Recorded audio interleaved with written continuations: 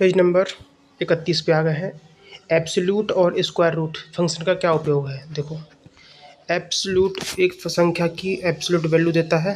देखो शॉर्टकट में लगाया ABS, इसका मतलब एब्सोल्यूट होता है, ठीक है। तो ABS एक संख्या की एब्सोल्यूट वैल्यू देता है, जबकि स्क्वायर रूट क्या देता है, धनात्मक धनात्मक स्क्वायर रूट देता है। अब यहाँ से MS एक्सेल के कुछ फंक्शन है, मतलब कमांड है। तो पहली कमांड है MS एक्सेल की ट्रंकेट, ठीक।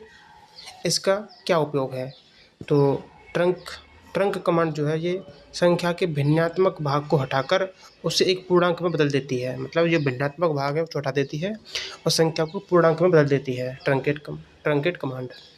इफ़ फंक्शन का क्या काम है, तो इफ़ मतलब कंडीशन होती है। इफ़ कंडीशन के आधार पर सही या गलत होने पर अलग अलग वैल्यू देता है। इफ़ फंक्शन क्या करता है, इफ़ कंडीशन के आधार पर सही या गलत होने पर अलग अलग वैल्यू देता है। अब ट्रू और फॉल्स फंक्शन, ये लॉजिकल वैल्यू सही या गलत देता है। मैक्सिमम और मिनिमम फंक्शन का मतलब क्या है, मैक्सिमम का मतलब होता है मैक्सिमम एक सेट में सबसे बड़ी और मिनिमम सबसे छोटी संख्या को बताता है। एवरेज क्या बताता है, नंबर्स का औसत। काउंट क्या बताता है, नंबर। देखो, काउंट रेंज में केवल नंबर वाले सेल्स को काउंट करता है। काउंट क्या करता है, नंबर वाले सेल्स को काउंट करता है। टुडे और नाउ फंक्शन का क्या दिखाता है। देखो, टुडे जो है ना, ये सिस्टम की वर्तमान तिथि को, डेट को बताता है, और नाउ क्या बताता है, वर्तमान तिथि और समय दोनों को दिखाता है।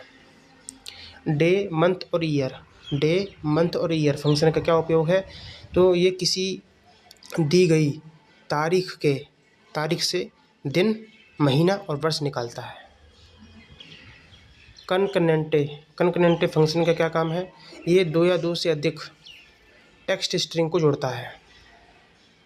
लेफ़्ट और राइट फंक्शन का क्या उपयोग है, देखो left function, right function. Left जो फंक्शन है वो टेक्स्ट स्ट्रिंग के बाईं ओर से निर्दिष्ट संख्या के अक्षर निकालता है, और राइट फंक्शन दाईं ओर से।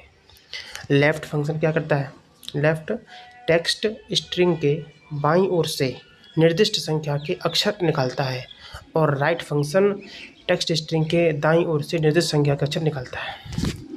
नेक्स्ट है वी लुकअप, एच लुकअप और एक्स एल लुकअप फंक्शन का क्या उपयोग है। देखो, वी लुकअप और एच लुकअप क्रमशः कॉलम या पंक्ति में डेटा खोजते हैं, ठीक है।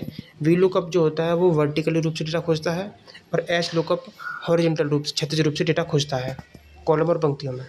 भाई सिंपल सी बात है, कॉलम में तो ढूंढता है वी लुकअप और पंक्ति में ढूंढता है एच लुकअप डेटा को।